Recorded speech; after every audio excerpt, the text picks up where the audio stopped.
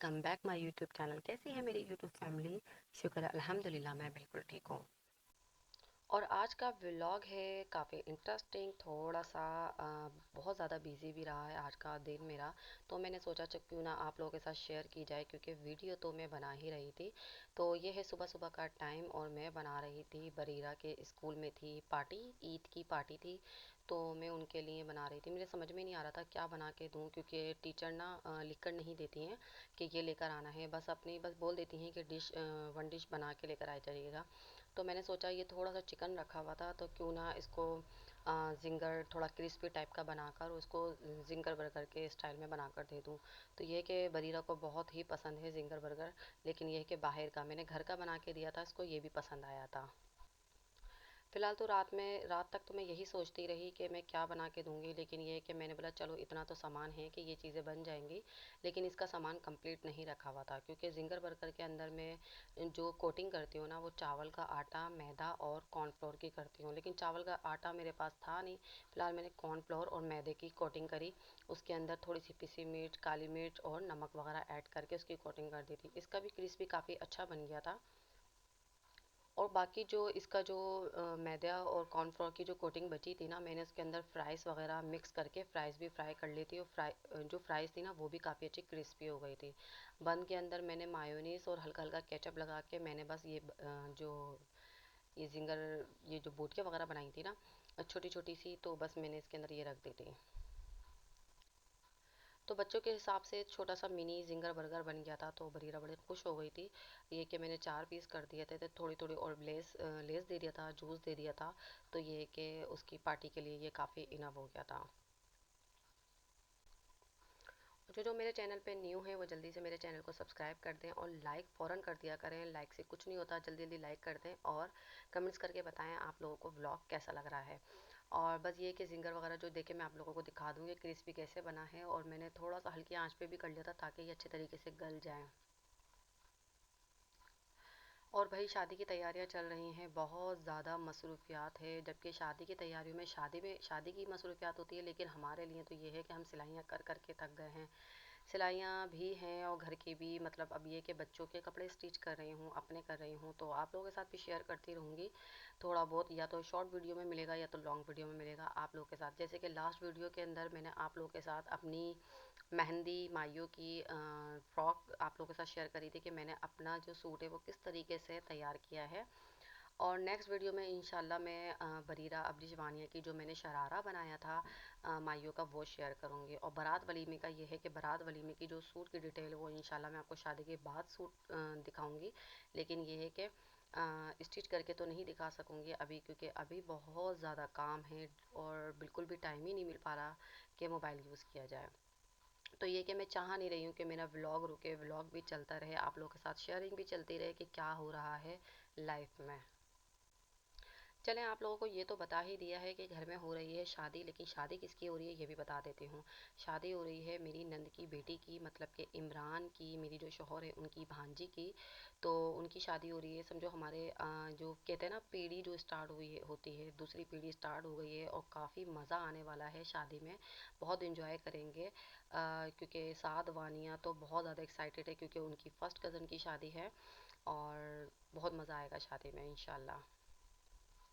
तो आप लोगों के साथ भी शेयर करती रहूँगी कि शादी में क्या क्या हो रहा है। फ़िलहाल तो जो फर्स्ट इवेंट है वो है ब्राइडल शावर, और जिस दिन ये ब्लॉग अपलोड करूँगी उस दिन है ब्राइडल शावर। तो देखूँगी, कोशिश करूँगी कि ब्राइडल शावर की कुछ वीडियो मैं आप लोगों के साथ शेयर करूँ, क्योंकि भाई हमारे सामने तो पहली दफ़ा ब्राइडल शावर हो रहा है, हमने कभी भी ब्राइडल शावर को ही अटेंड नहीं किया, first time bridal shower attend करेंगे, तो आप लोगों के साथ भी शेयर करूँगी। तो ये पढ़ा रही थी मैं वानिया बरीरा अबरीश को ट्यूशन, क्योंकि ट्यूशन भी आजकल मैं खुद ही पढ़ा रही हूँ। क्योंकि अभी इन लोगों का सेशन स्टार्ट हुआ है, तो मैंने सोचा 1 डेढ़ महीने थोड़ा मैं देखूँ कि किस तरीके से ये लोग चल रही हैं, क्योंकि अभी फिर उसके बाद जो है ना मैं इन लोगों को ट्यूशन लगवा दूँगी। क्योंकि अबरीश जो है ना वो बहुत ज़्यादा तंग करती है, पढ़ती ही नहीं है, मुझसे थोड़ा सा डरती है, थोड़ा सा नहीं, अगर जब सख्ती करती हूँ ना तो डरती है और काम करती है, वरना दूसरे के तो काबू में नहीं आती है, और बस ये कि सुनती ही नहीं है।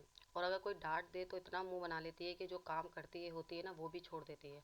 लेकिन ये है कि अल्लाह का शुक्र है मुझसे थोड़ी कवर हो जाती है। वैसे कहते यही हैं कि बच्चे जो है ना, बच्चों को जो सबसे अच्छा पढ़ा सकते हैं ना वो उनके माँ बाप ही पढ़ा सकते हैं। लेकिन ये कि इतना टाइम नहीं होता कि हम कवर कर पाएँ, तो इसलिए ट्यूशन लगवा देती हूँ मैं। ये कि ट्यूशन इंशाल्लाह नेक्स्ट मंथ से जाएंगे ये, तो अभी मैं ही पढ़ा रही हूँ। अबरीश को तो बस अबरीश के सामने बैठे रहो, उसको लिखवाओ तो लिखती है, वरना तो वहीं की वहीं छोड़ दे। आधे घंटे बाद भी आओ ना तो वहीं की वहीं अटकी हुई होती है। तो वो कहती है बस मेरे सामने बैठे रहो। माशाल्लाह बरीरा पढ़ाई में बहुत अच्छी है, और वानिया भी बेहतर है। वानिया की पढ़ाई का मसला ये है कि वानिया की पढ़ाई बहुत ज़्यादा टफ है, बहुत ज़्यादा, और स्कूल वाले तो पता नहीं क्या कर रहे हैं। अच्छा, बच्चे ट्यूशन पढ़ रहे थे तो मैंने झाड़ू वगैरह लगा ली थी, फिर मैं लगा रही थी पोछा, मतलब मॉप कर रही थी। तो ये पोछा बड़ा ज़बरदस्त है, जब से ये मुझे मिला है, फ़िलहाल ये काफ़ी पुराना है लेकिन ये खो गया था, दोबारा से मिल गया, लेकिन ये काफ़ी आसान है। तो ये कि कभी भी मैं पोछा वगैरह लगा लेती हूँ, बाकायदा वानिया भी लगा लेती है, साथ भी लगा लेता है, मेरे लिए आसानी हो जाती है। और कैमरा इसलिए हिल रहा है क्योंकि जाहिर सी बात है मैं ये मॉप कर रही हूँ, तो इस वजह से कैमरा भी हिल रहा है, तो बस। तो जैसे कि शादी शुरू होने वाली है और हमें करवाना है फेशियल, तो मैंने अपनी फ्रेंड को कहा था, मेरी फ्रेंड काफ़ी बड़े अच्छे पार्लर में काम करती है, तो मैंने उसको कहा था कि यार घर में आके फेशियल कर दो। बड़ा मसला हो जाता है, कहीं जाओ तो पीछे के काम रह जाते हैं बच्चों के, और जना में फिर घर की फ़िक्र होती है, और पार्लर में तो ये होता है ना कि फिर बारी बारी या टाइम नहीं होता, रश होता है, तो मसला बन जाता है। तो मैंने उसको कहा कि आप घर पर आ जाओ, ताकि जो भी हमारे घर वाले हैं सारे फेशियल वगैरह करवा लेंगे, जो भी जो काम करवाना होगा करवा लेंगे। मेरी दोस्त इतनी अच्छी थी, वो आ गई, अपनी सिस्टर को भी लेकर आ गई, उसको भी पार्लर का काम आता था। तो फेशियल, मैनिक्योर, पेडिक्योर जो भी हमें करवाना था, आईब्रोज वगैरह हमने सब करवा ली। तो ये है कि आज के व्लॉग के अंदर आप लोगों को वो भी देखने को मिलेगा कि हम लोगों ने क्या क्या काम करवाया। और साथ को मैं बोल रही थी कि बेटा ये गाड़ी खड़ी रहती है, अगर पापा के पास टाइम नहीं होता तो प्लीज़ आप ही गाड़ी साफ़ कर लिया करो। तो साथ को आज टाइम मिल गया था, तो साथ ने गाड़ी साफ़ कर ली, और ये भी मेरे ही कहने पे करी थी, क्योंकि मेरा बस नहीं चलता कि मैं नीचे जाऊँ और गली में खड़े होकर गाड़ी साफ़ करने लग जाऊँ। लेकिन अच्छा नहीं लगता कि मैं खड़े होकर गाड़ी साफ़ करूँ, तो मैंने साथ को बोला, साथ को जैसे तैसे हो सका बेचारे ने गाड़ी साफ़ कर दी। और भाई आज मैं बिरयानी बना रही थी, तो बिरयानी बनाऊं और आप लोगों के साथ शेयर नहीं करूं? हाँ, रेसिपी शेयर नहीं करी, रेसिपी बहुत बार शेयर कर चुकी हूँ। तो आज मैं बना रही थी बिरयानी, और बिरयानी मैंने जिस दिन बनाई थी उस दिन मेरे मुंह में इतने छाले हो रहे थे, उस दिन तो मुझसे नहीं खाई गई। लेकिन नेक्स्ट डे जो है बिरयानी मुझे इतने मज़े की लगती है, ख़ास तौर पे घर की। बाहर की बिरयानी इतने मज़े की नहीं लगती नेक्स्ट डे, लेकिन घर की बिरयानी मुझे नेक्स्ट डे बहुत मज़े की लगती है। फ़िलहाल तो मैंने मसाला वगैरह तैयार कर लिया था, आलू मैंने अलहदा से बॉयल कर लिए थे, चावल मैंने भिगो दिए थे। अच्छा, चावल काफ़ी अच्छे वाले इमरान लेकर आए थे, लेकिन वो थोड़े कम थे, और फिर मैंने थोड़े और ज़्यादा मंगा लिए थे चावल, तो थोड़े मिक्स हो गए थे, अलहदा अलहदा दो किस्म के हो गए थे, लेकिन ये कि चावल अच्छे बन गए थे।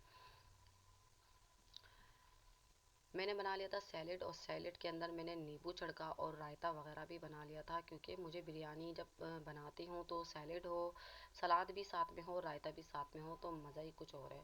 तो ये है कि हमारे ये बिरयानी लग गई है दम, और अभी दम कंप्लीट नहीं हुआ था, मैंने बोला चलो थोड़ा सा ऊपर नीचे करके मिक्स कर लूँ इसको, ताकि क्योंकि इस टाइम पर गैस हो गई थी हल्की, लाइट भी चली गई थी, मैंने बोला ये ना हो नीचे के दम लग जाएं और ऊपर के कच्चे रह जाएं, तो हल्का फुल्का मैंने इसको मिक्स कर लिया था। और भाई ये हो गई है हमारी बिरयानी रेडी, और मैं इसके अंदर राय वो जो होता है ना कलर जो होता है वो बहुत कम यूज़ करती हूँ, कभी डाल देती हूँ कभी नहीं डालती हूँ। तो ये हो गई बिरयानी रेडी, बहुत ही मज़े की। अच्छा, चिकन की बोटियाँ इसके अंदर आपको काफ़ी सारी नज़र आ रही होंगी, तो ये सारी मेरी नहीं है, मैं इसमें से तोड़ तोड़ के बरीरा अबरीश की प्लेट में रखूँगी, ताकि वो खा लें, ताकि उनके मुँह में हड्डी वगैरह ना आए, तो मैं उनको बोटियाँ करके देती रहती हूँ।